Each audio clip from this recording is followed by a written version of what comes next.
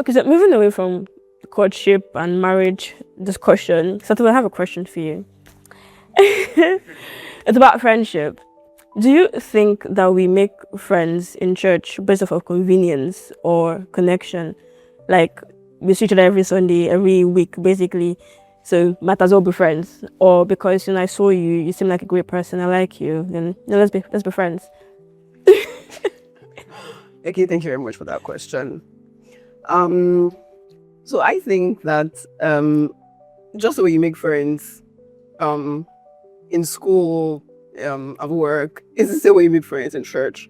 Um, in the end, friendship is not about convenience, because there has to be some form of intentionality. There has to be some form of work. So friendship doesn't just happen by accident. It's possible to meet people and maybe at an acquaintance level or at okay, we know each other level. That one is convenient. That one's gonna happen, on and off and all that. But friendship, an actual relationship, you're going to have to put in some work. It's remember secondary school, for example, or maybe even primary school. You had friends because you saw them like 5 times in a week. Yeah. So they're always maybe your seatmates or something. You go to school, they're there, you talk. Now, a lot of those relationships, you find out that after school, that is it. Yeah. A lot of them, it's really the one that you maybe had more than just that convenience thing that you see going past that stage of life. So even in church, if you're going to have a friend, it's going to be about work. I can testify of that because for me personally, I know I've lost a lot of friends, and that was because I didn't put in work into those relationships. Because it has to be both people deciding to work at a relationship. Just like you have maybe a romantic relationship. It's work. In the same way, every kind of ship and every kind of relationship is work. You're going to, yes, you see yourself in church every maybe a couple of times in the week, but you're going to have to make up your mind to go beyond that. You're going to have to communicate. It won't be just the high that happens maybe when we say let's greet each other, and then you greet each other, and then it's going to have to be beyond that. And of course, we know that friendship also has to do a lot of times with the things you have in common. Yeah. There are people who you vibe with. They're cool, they're nice, they're wonderful people, but things might not just click a lot of times because you're just maybe like very different people. Yeah. And all that. So that's why it's not just about convenience. It's work. So if you're going to have friends in church, which you should, of course, you should have believers who are close to you. You have people from your same kind of space who are tight with you. You should not be in church and not have friends in church. It's something is wrong. If you come to this particular church, you'll be coming here for a while and you don't have friends. It shouldn't be. There are people who should be of the same house, who love you, who take care of you, and same thing for you, back and forth. Yeah. So it's good to have friendships in church, but like I said, it's going to have to be work. You're going to have to work at it. It's not just going to be highs, see you on Sunday, glory to God, and all that. They're going to have to go past that communication. You know how we told ourselves that we are friends. You did not grieve and for our me. friends have gone past this. You did not past grieve our for gate. me. So She did not put in the work. Yes. Okay. We did not put in the work. Filet. So, for example, we don't even have each other's number. It's camera. We have cast us on camera. So that's what I'm saying, that it has to be beyond. It has to be beyond just, and it's not just about love and all that. You have to work. It can't just be, you have to take that love and put it inside the relationship, work at it. So it's not about convenience, it's about connection. And even apart from that connection, you're going to have to put in work. I love that. Is friendships in church, is it optional or compulsory?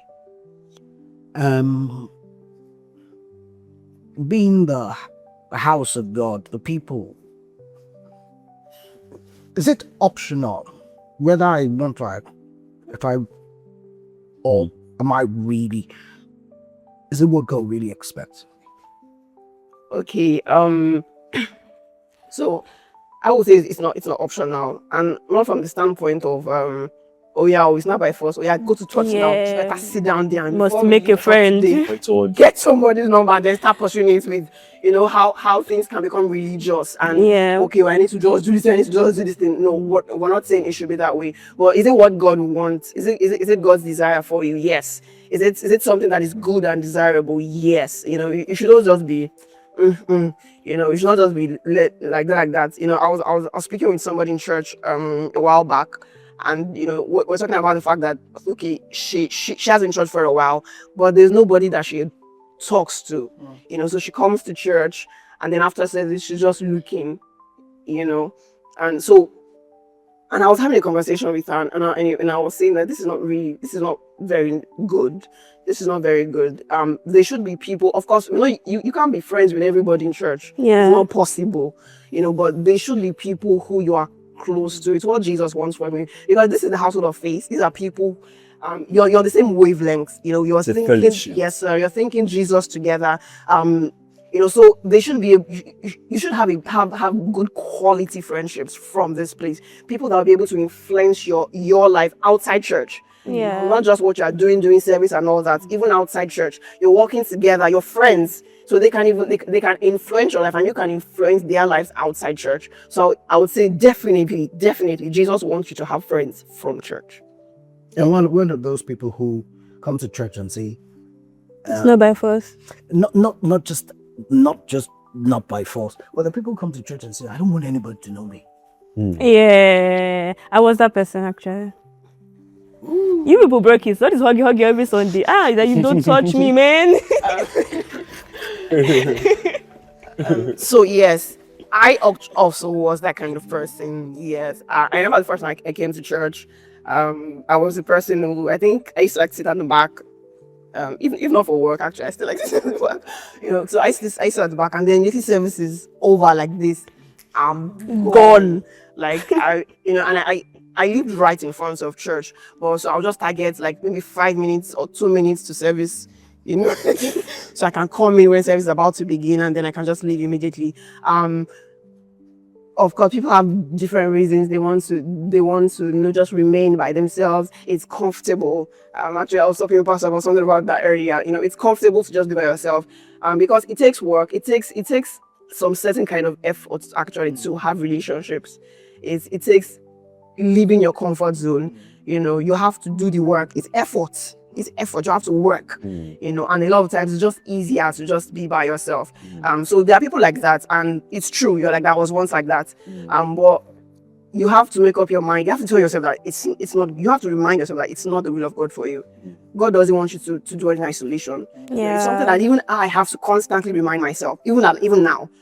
God doesn't want you to do it in isolation. You won't grow like that. You won't become the best that He has for you like that. You have to mix with God's people. You have to. And even you should take that same thing out. Apart from church, take it to work, take it to school. Because if you're by yourself, how would Jesus? How will He use you for others? How will light shine? Yeah. But friendship. Don't be the person who just stays back and just. No, I want to. I know it's easier, but that's not the will of God for you. So live by faith. Do what Jesus wants you to. Step out in faith. Say hi to somebody. There's something. Look at that. You saw that lady. You love her dress. Say it. Oh, I love your dress. It's small. Move out. Small. Move out. Because one thing we should also encourage people of God to do is also. There are times where you notice somebody who's always by themselves. You too, let Jesus help you to go there too and do something. Say hi. Take somebody else there too. So it's important that you're not that kind of person, and we also should do our best to help those kind of people come out from their shells and be who God wants them to be. Okay. That's a question. I knew you were going to ask a question because that's who you went to. But go on. Okay. Does this mean you can be friends with anyone just because it's church? If not, how do you choose your friends? Okay. Do you understand the question? So because it's fellowship and because it's church that you haven't seen this person, and does it not mean that we can be friends with just anybody? Yeah. In church, just because we're in church? If not, how do you then choose your friends? Okay. In a sense, you can be friends with anyone. That means that it doesn't have to. You don't have to say, okay, let me look at it. Oh, are we on the same mental wavelength or financial status? Or it's not. That's what I mean when I say anybody. You don't have to say, okay, me, I'm in this particular category, so let me look for somebody in this particular category. It doesn't have to be that rigid when it comes to friendship. But in the same way, it's true that a lot of times you will move closer to people who Gravitate towards yes, you, towards people who, in a sense, you think alike, Yeah. you share the same, you share similar values and things like that. So, I think one thing also, of course, you have to be intentional, but you can't also force friendships. Yeah. So I'm not now saying you should now go and carry notebook and now just write out some plenty strategies and be like, oh yeah, that sister, I'm going to get her. I wish to be my friend. I should do that for Sister Tolu actually. Strategy. Strategy. Number one, collect a number. Then Sunday, do I'm going to then next week Sunday. It doesn't have to be that serious or that severe. Friendship, you also have to let it flow. You have to let it flow. Some it will not really flow with, and that's fine. That's fine. Like we mentioned, if you can't be friends with everybody, so there's sometimes where levels you'll be really close to this person, but some of them maybe you won't be that close to them. And that's fine. That's fine. I think you also need to accept it. That's fine. We want whatever level we have with each other, it's fine. But we can also strive to do better. I can. But so talking about church, can you really be friends with anyone? Talking about maybe you see somebody and you say that, okay, maybe this person it might be dangerous to move closer to this person. This person comes to church quite all right, but the kind of like the way that the kind of life that they live, the kind of way that they think, maybe we can't be close friends. Yeah, but it can be acquaintances. But we can be people who who love each other, who honor each other. I see you on the road, of course. I honor you. When it's time when I have the opportunity to throw light again, give you Jesus again, walk again. But maybe we just cannot be that close. What more you get. So of course there are many things to consider and all that. Okay, speaking of friendships, I have a question for you. How then do you know when a friendship has run its course? When do you let go? When do you say, okay, this friendship doesn't know work, gonna go your side, gotta go my own side, right? How do you know? How do you know when to just pull back? Okay. Firstly, for me, I do not throw the word friendship around like that. Okay. I believe in acquaintances, like that's much more. That's what many people are used to, and I feel like many people throw the word around a lot. And for me, if I am calling you my friend, I can vouch for you. I can vouch that, okay, you are a believer. First of all, you have certain values, and I am, moving towards you. We are friends because our goals, at least to an extent. So, how do I know that friendship has, run its course? The goals that, brought us together before. I don't want it to sound transactional. Okay. So, right? I don't want it to sound transactional. Okay, if I'm not getting anything from this one, no, that's not it. But there was a focus before. So, I used to have this friend, like we're very tight before, very close.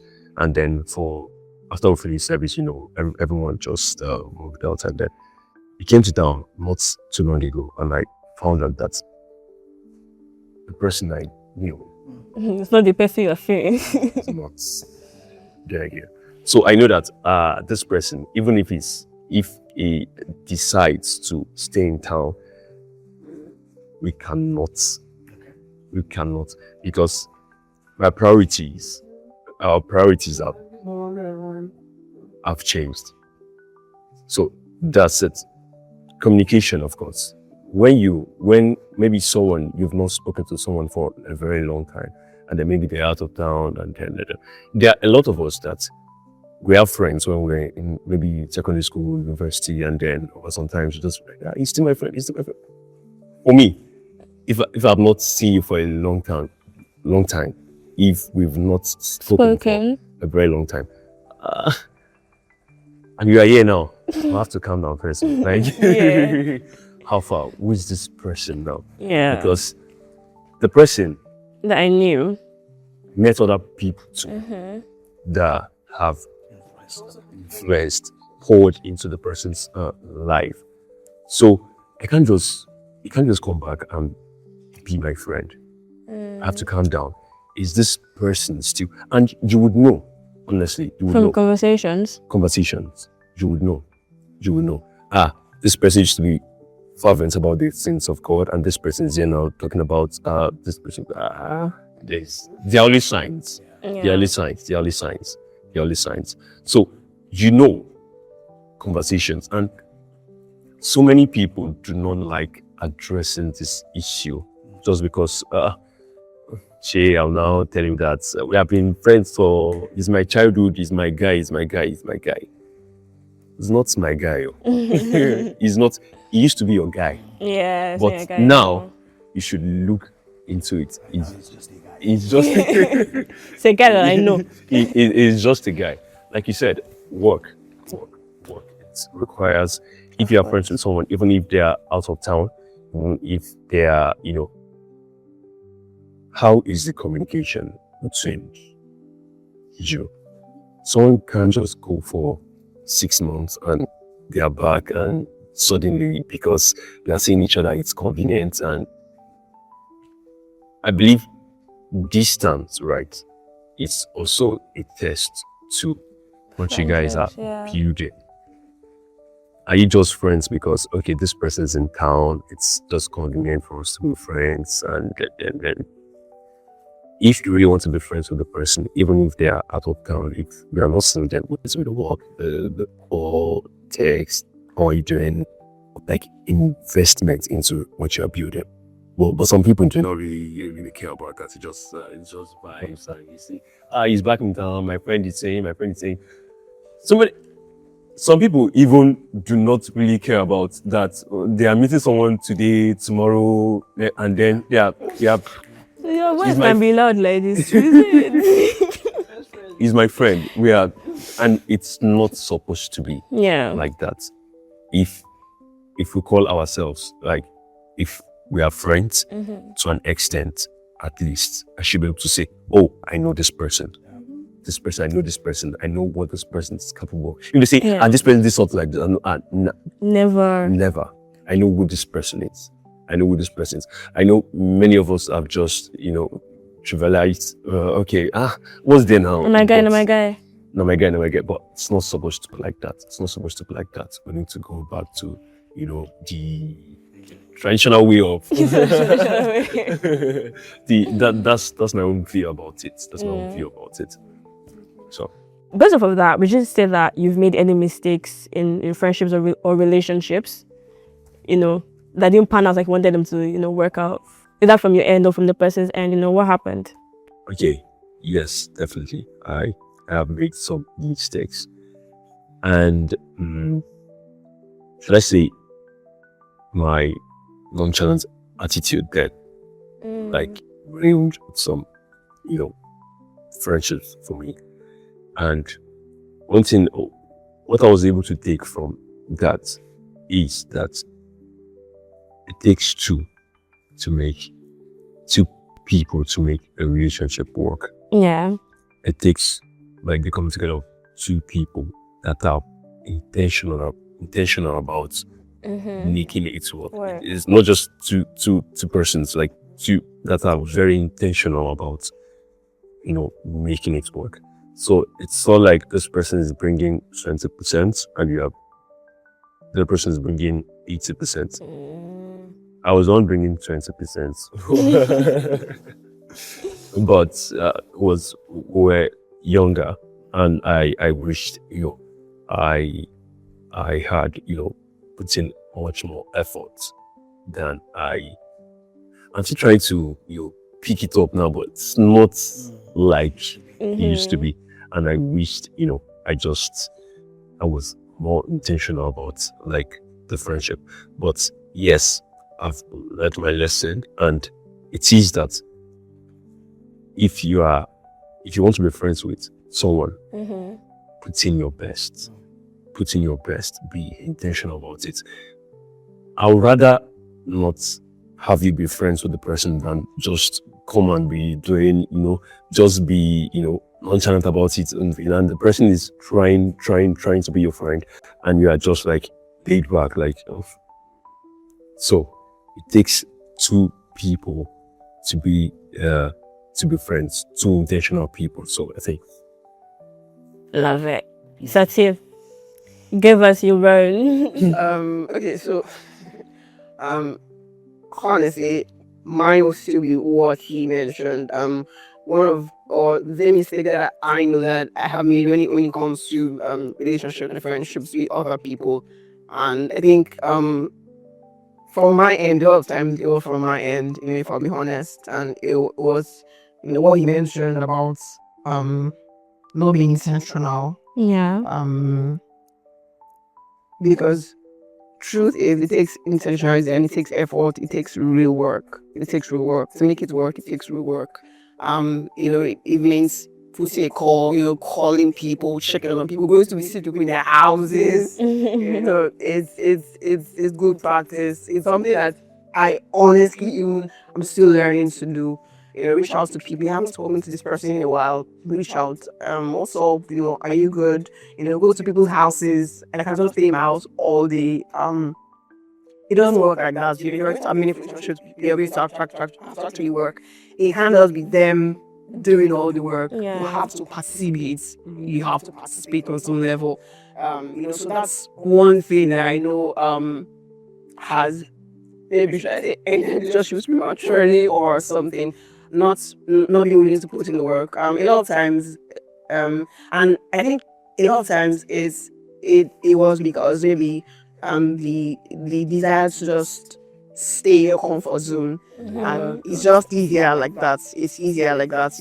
I'm going to go to somebody's house. I have to calculate. I have to, for me, if I'm going to somebody's house, I have to calculate. I'm like, oh my God, you have to leave my house. I'm going to get something very nice. I'm going to walk. I'm going to go out. I'm going to get there. I'm going to have to stay there for like 1 or 2 hours. Oh my God, but I can just stay on this bed instead. But it's like I said, I have to move past that comfort. Because I want to make this work. I can just take my phone, for people who are not around, take my phone. It's not going to, it's just a few minutes. Hello, hi, how are you now? Every day, chat self. If that works, if that is easier, sometimes. So, work. Love it. Red, do you have one? Well, for me, I think casting my mind back, a few things had at one time or the other caused little problems in 1 or 2 relationships here and there. Not so good in any case. I don't think I have any relationship left hanging unresolved. But I think with the benefit of hindsight, some things that I learned to watch out for. Number one, if you want to have a good relationship with people, you can't afford to be selfish. Yeah. Yeah. Number 2 is you have to, as much as possible, be willing to be vulnerable. You can't have a relationship, you can't have friendship without vulnerability. You can't. Of course, it means you may want to assess properly if a person is worthy of your vulnerability. Yeah. True. But you have to. In fact, you can't start any meaningful friendship without Being vulnerable. so I think I perhaps may have had moments when avoiding vulnerability didn't do well for a relationship. I also remember that impatience is another thing that may have given me certain challenges at one time or the other. And then finally, I think, as I remember now, is assumptions. Yes, assumptions. You assume at times, even in your communications, that people understand what you stand for, what you're saying, what you're doing, why you say what you're saying, and all sorts. So, relationships require some significant levels of clarity and clarification of things. You know, people need to know what really we're here for, what we're doing, why, how I value them, and stuff like that. Communication. Communication. Yeah, and like you were saying, reach out to people. Communication is critical. But I also believe that forgiveness and not being too quick to throw people away. Yes, tired. Yes, there's this thing where people say small thing, you know, just cut it. My mental space, you know, and whilst one understands the need for that reduction of your mental space, I think you're actually we're all infinitely stronger in the mental space than we think. Yes, we are. And you can handle it. You may just not be willing to go through the hassles of processing certain things, you know. I've learned actually that if I have a disagreement to something that is a threat to any relationship, I should go, particularly as a Christian, I should go after, smooth things out, even if we will not be as close as we used to be, yeah. Smooth things out so that we see on street, we can relate without animosity. There is nothing on the skeleton in any cupboard, nothing on the carpet. You get, let's slash it out, and we could live our lives. So I think those are some of the lessons I've learned from potentially failed. Even though not really failed. Yeah, I love that. To tie this up, basically, what does a God-centered relationship actually look like? In friendships or courtship, what does it actually look like? What does a God-centered relationship look like? It's clean. It's selfless. It's helpful. It's full of virtue. Right? Full of virtue. And importantly, it is 2, 3, 5, 10, 100 people working together to see to it that God's will stands fulfilled in each and every one of our lives. So it's essentially people relating to one another for the purpose of God's will for our lives, helping one another to be who God wants us to be. And then loaded with virtues. It's virtues. Topmost of all those virtues. You can't talk about a God-centered relationship devoid of love. So, and like we say, love is about you being your best to help other people become the best of what they should be. So God-centered relationship is going to be essentially about people who do their best for the other people to help them be the best of what God wants them to be. Okay, so that removes selfishness, removes manipulations, removes all kinds of funny things people do in relationships. It's simple, it's pure, it's wise by the standards of God.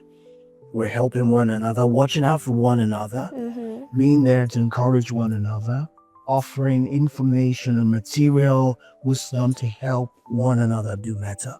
We're essentially not competing with one another. Rather, we are like the sake of collaborating, sharing what we have becomes common to all of us. You look at Acts of the Apostles from chapter 4 through to chapter number 6. We see a lot of, even chapter number 9, thereby we see a lot of what the early church was like. That people going to the extent of selling their own materials for the sake of the well-being of others. I don't think it gets any better than that. It's about being selfless. It's about being selfless. The Christian particularly should never be afraid of being selfless. Okay? We should never be afraid of being selfless. We can't actually fulfill our divine mandate of life without being selfless. The moment you start thinking about yourself, watch it, you're about to start spoiling the works and the deeds of God. Okay? And what we need to learn is that thought, that understanding has to become mutual. Yeah. So that essentially, I live my life for you, you live your life for me. Okay? Your presence is for my good, my presence is for your good. When we come together, I'm thinking about how things will be good for you. I think more about how things will be good for you than how things will be good for me. And I should have no problems about that because I know you are thinking about how things will be good for me much more than you're thinking about how things will be good for you. Yeah. All right, so love becomes the God love, right? The Christ-like love becomes the center of it, and it's just flowing and brimming over with virtues. Now, that doesn't mean that there won't be moments when we fail one another. But you see, my failure does not need to translate into the failure of the system. Why? Because my failure, which is essentially a failure of virtue at that moment, gets covered by your abundance of virtues. So the Bible says love covers a multitude of sins. Yeah. Yet I failed. Okay? But rather than that becoming the destruction, the explosion of the system, you are there and your virtue covers it up. Yeah? So I forget your birthday, so to speak. I forget something that's happening to you, and rather than you get upset, rather than you get carried away, and completely thrown off by my failure, you actually by virtue respond and handle that. You get? And you help restore, rebuild, recalibrate our dealings together. So God-centered relationship is one essentially where the nature of God is what is really driving what is happening. Topmost amongst them is love. Of course, also, God-centered relationships have to be relationships of joy and not sorrow. They have to be places and relationships where we're not just sticking one another, we're not just managing one another. Yeah. Those kinds of things. We have to be glad for one another, glad at the presence of one another. Like Paul says, right? He says, I long to see you. Those things have to be present there. So the fruit of the Spirit, love, joy, peace. Oh my God, God-centered relationships have to be peaceful relationships. Not ever since I met this person. No. Yeah. And even if that is what it is at the beginning, the labors should be towards arriving at that point. Yeah. Where there's peace, there's joy, there's kindness, there's goodness, there's self-control. The non-centered relationship should not make us riotous in life, rebellious in life. You shouldn't enter into a relationship, and when you entered into that relationship, parents started picking up rebellion. Our relationship is not God-centered. Every God-centered relationship should translate into greater visibility of God in your life. All right? So that's it. Translate into progress, goodness on every ground. Some God-centered relationships will not translate into financial. Yeah. Yeah. Because we have different purposes in people's lives. You get? We have different ppurposes, right? Sumishi has this specific purpose for being in my life. He has a specific purpose. You get? There's a way. There's what he supplies.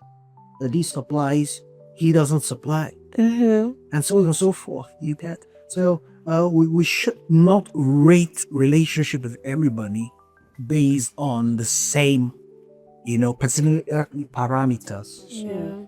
We should not.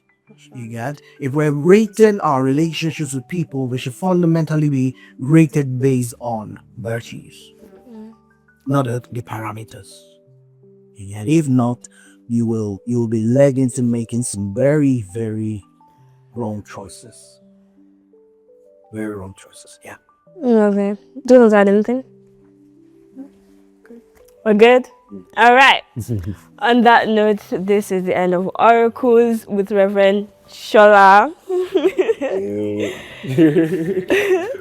Please do want to subscribe, like, share, comment. That was if you have any questions. I would try our best to answer as best as we can. Till we come on your screen next. Have a blessed day.